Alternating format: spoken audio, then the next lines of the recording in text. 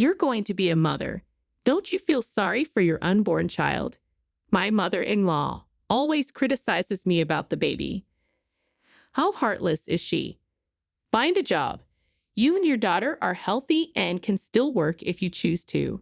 Your daughter is young and can work as much as she wants. If you want to protect your kids, you need to stand up for yourself. Doing nothing and asking for help isn't how things work. My name is Sarah. I've been married to my husband, Chris, for 3 years. We get along well and are happy together. Chris is kind and caring, but his mother bothers me constantly. Before we got married, she told us she wanted to live with us, and we agreed. At first, we had a good relationship, but 3 months ago, my father-in-law passed away, and everything changed. Looking back, I think he kept the peace between my mother-in-law and me. After he died, my mother-in-law started picking on me. She relies on my husband and seems to see me as a rival. Why did Chris choose a wife like you? She says when he's not around. I'm so glad I have a job, or I'd have to endure her sarcasm all day. Even just an hour before Chris comes home is too much for me.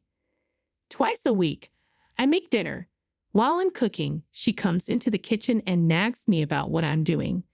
Not simmered dishes again today. Angela, you don't like fried food, do you? Don't treat me like I'm old. But the other day you said you didn't like fried food, and before that, you said you didn't like stew. I never said that. She snaps back. Does she have dementia? If I mention that her nagging will continue, I might as well make fried food. Fried fish would be good, she says. We don't have any fish in the fridge. I reply, suspecting she checked beforehand to make this difficult. I'll ask Chris to get some. Wow, you treat my son like a servant, don't you? She retorts. He's going to eat it too, so isn't it okay for him to get it? I argue. What I'm saying is, you make my son run errands. Fine, then we'll have simmered vegetables today. I don't want to eat simmered vegetables, she snaps. Then I'll order delivery, I suggest. Trying to skip your chores, huh? I can't help but give a bitter smile. No matter what I suggest, my mother-in-law denies everything. When my husband comes home, she acts sweet and innocent. It's so frustrating. But this isn't the only thing she complains about. You've been married for 3 years, right? She asks. Yes, that's right.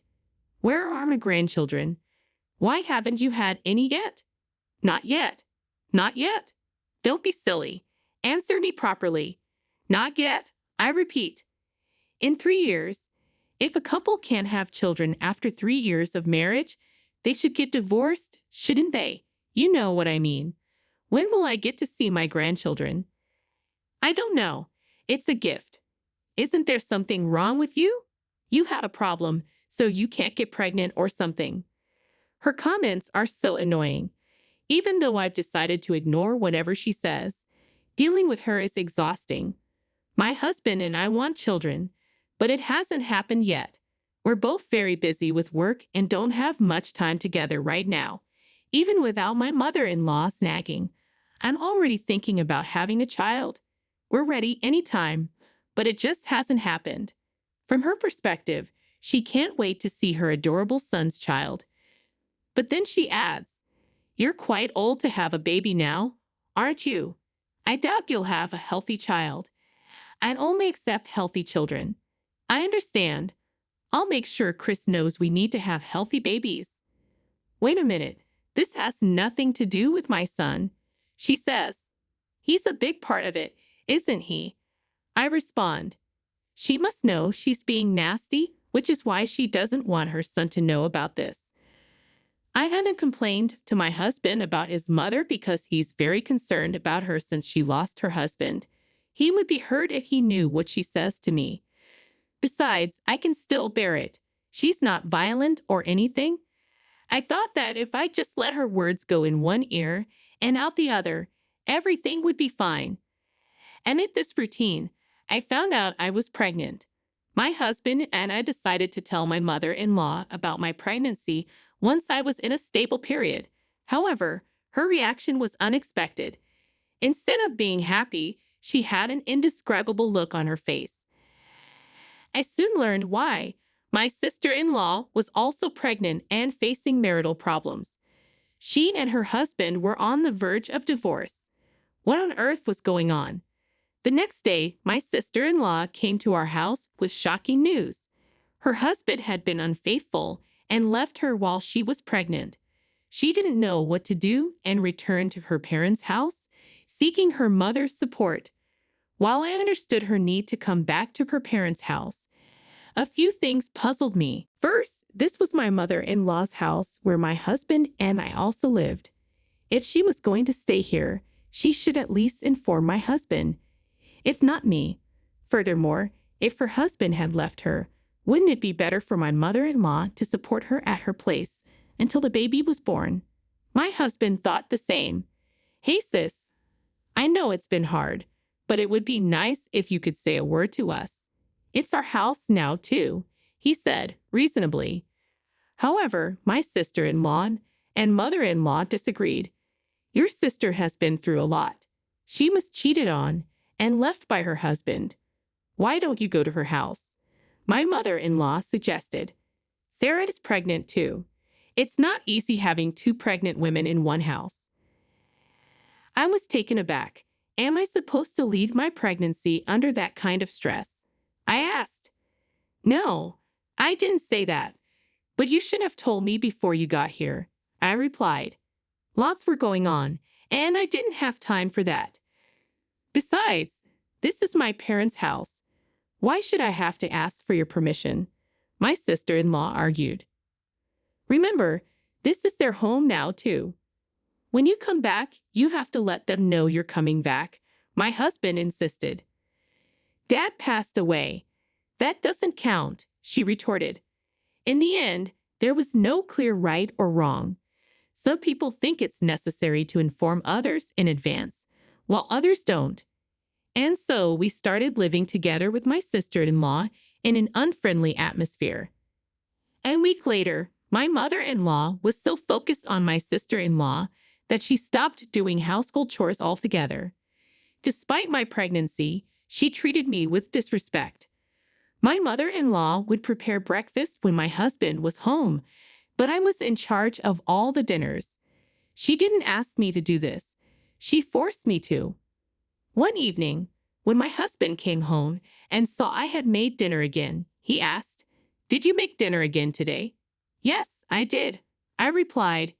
"It's been a week, right?" he noted, and then confided in him about everything that had happened over the past week. My husband, enraged, went to his mother's room.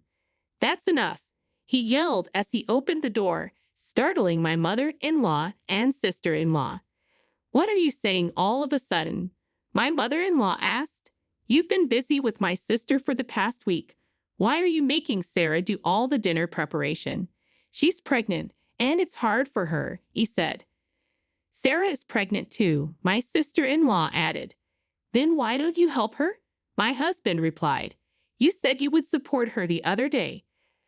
"Okay, I will support her," my mother-in-law finally agreed. "Sarah, would you mind if we stayed at your parents' house for a week or so? I'll look for a new place while we're there," my husband asked. "Yeah, that's okay. Thank you." "Great, let's get ready right away. Tell me what you need, and I'll pack." Hearing this, my mother-in-law and sister-in-law panicked and tried to stop my husband. "Hey, wait a minute. What about the costs of living? What will happen to the upkeep of this house and our living expenses when you are gone?" my sister-in-law asked. "I don't know. You'll have to take care of yourselves." I thought we were doing well with Mom because Sarah didn't say anything. But Mom, you've just been a jerk to Sarah, haven't you? I'm an idiot for not noticing, but you're an even bigger one. Oh, come on, it's just a little playful banter. "Sarah, I'm sorry for everything that has happened, so please stay here," my mother-in-law pleaded. "No, it's just too hard. I can't. Please live happily with your daughter," I responded. "I'm saying I need you." Who do you think will take care of my daughter's baby when it's born? I think your daughter, the mother of the child, would take care of it. No, you will take care of it, so you'll just have to give it up this time. What the hell are you talking about? You want me to give up my child? I was shocked. Yes, I do. You're younger than my daughter. You still have a chance. Screw you. My husband said exactly what I was thinking. Understood. I will not have your grandchildren, he continued. Well, then I guess you just have to leave. Fine. I'm cutting ties with you guys, my husband declared. Chris, you better watch yourself when your sister is going through a rough time, my mother-in-law warned. Sarah is more important to me, he replied firmly. Oh, you married a weird woman. Okay, but Chris, whatever happens to me in the future, you will not be entitled to any inheritance. I don't want it. We moved out of my mother-in-law's house and into my parents' house. At first, we planned to stay there for a week, but my parents told us to take it easy until the baby was born. My husband seemed comfortable and accepted their offer. The rest of our time was very peaceful. We should have done this earlier. I'm sorry for being insensitive, my husband said. It's okay. It only happened after your father died. It was only for a short time. I reassured him. I'm so sorry, he repeated, with tears in his eyes. No, really. I talked back to your mother. It's okay. Besides, we have a peaceful life now. Let's look forward to the birth of our child. Yeah, he agreed.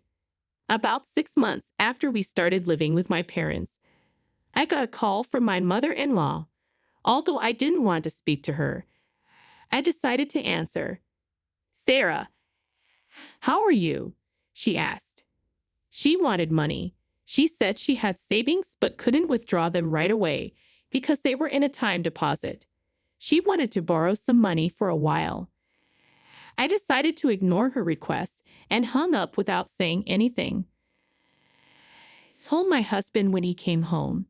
She can't withdraw money because it's in a time deposit. Don't understand what she means. Anyway, you're pregnant right now.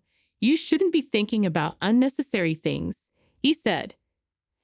However, my mother-in-law was so desperate that she came over to my parents' house. On that day, my husband and I were the only ones at home.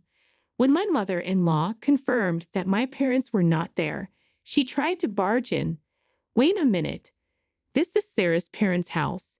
You can't just barge in here. If you want to talk, talk right here, my husband said firmly.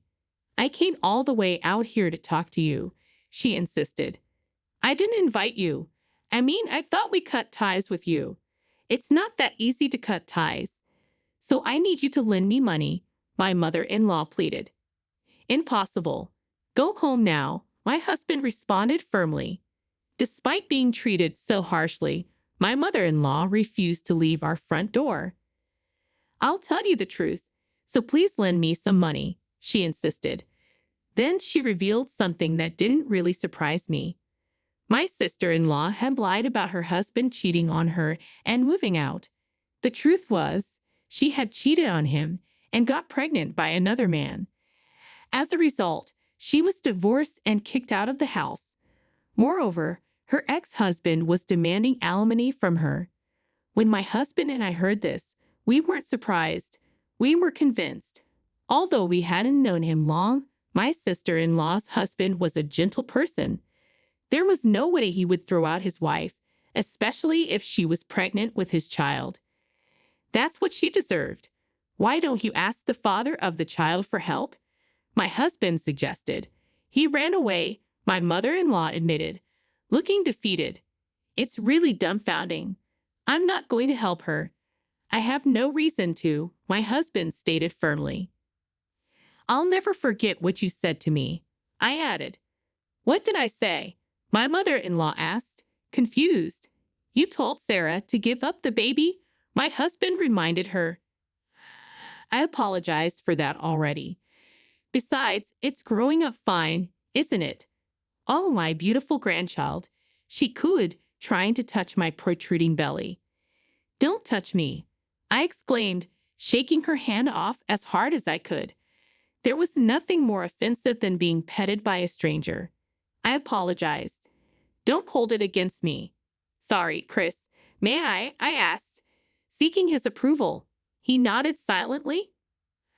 I can't forgive you for telling me to give up my child. You do nothing and then come asking for help. Things don't work that way. Well, that's them. Goodbye, my husband said, as he kicked my mother-in-law out the front door and locked it behind her. 6 months have passed since then.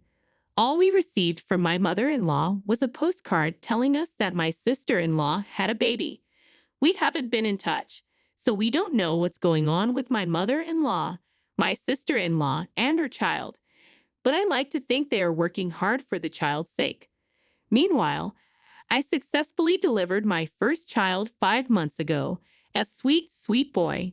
Raising a child is often a challenge, but with the help of my parents, he's growing up fast. I will continue to protect this life for the sake of my child. There are certain people who can only think of themselves. It's a sad thing. At any rate, I'm glad that my family was able to escape from my in-laws. From now on, we'll enjoy a peaceful life. Thank you for watching to the end. Please subscribe to our channel. See you in the next video.